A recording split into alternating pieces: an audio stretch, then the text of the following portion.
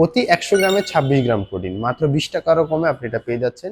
এবং গুগল করেই আপনি প্রোটিনটা নির্ণয় করলেন। এই পিনাট খাওয়ার ফলেই আপনার কিডনি ড্যামেজ থেকে শুরু করে কিডনিতে পাথর, লিভার ক্যান্সার পর্যন্ত হতে পারে। আমরা অনেকে গুগল বাবার কারণে এবং কিছু ইনফ্লুয়েন্সারের কারণে আমরা দেখেছি তারা প্রচুর পরিমাণে বাদাম খাচ্ছে এবং আপনাকে বলছে যদি আপনার কাছে অ্যামাউন্ট না থাকে ওই রকম, আপনি বাদাম খান, আপনার প্রোটিনের চাহিদা পূরণ করবে। কিন্তু আনফর্চুনেটলি কোনো সার্টিফাইড ট্রেনার আপনাকে অ্যারাউন্ড 1 মুঠ বা 50 গ্রামের বেশি বাদাম প্রতিদিন রেকমেন্ড করবে না।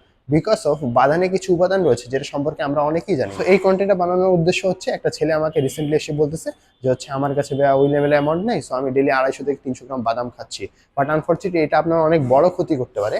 যেমন বাদামে একটা উপাদান রয়েছে যেমন অক্সালেট, যে রিকোয়ারমেন্ট সেটা হচ্ছে 50 থেকে 60 মিলিগ্রামের মধ্যে। সো আপনি যদি এটার বেশি খেয়ে থাকেন, সো আপনার ধীরে ধীরে আপনার কিডনি স্টোন তৈরি হতে পারে এবং এটা কিডনিকে আপনার ড্যামেজ করতে পারে।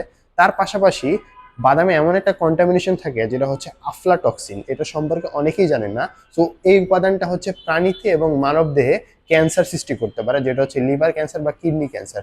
সো বর্তমান বাজারে যে সমস্ত পিনাট পাওয়া যায় বা পিনাট বাটার পাওয়া যায়, সেটা হচ্ছে অতি নিম্নমানের। যেগুলো একটু প্রিমিয়াম পিনাট গুলো হয় সেটা বিদেশে রপ্তানি করা হয়। এবং অতিরিক্ত পিনাট যদি আপনি খেয়ে থাকেন, এটা অতিরিক্ত খাওয়ার জিনিস না, এটা আপনি অল্প মাত্রায় খাবেন। এবং হেলদি থাকার জন্য আপনাকে অবশ্যই অল্প মাত্রায় পিনাট খাওয়া দরকার। আপনার যদি কোনো কিছু অতিরিক্ত মাত্রায় গ্রহণ করেন, এটা অবশ্যই আপনার স্বাস্থ্যের জন্য কোনোভাবেই ভালো হবে না।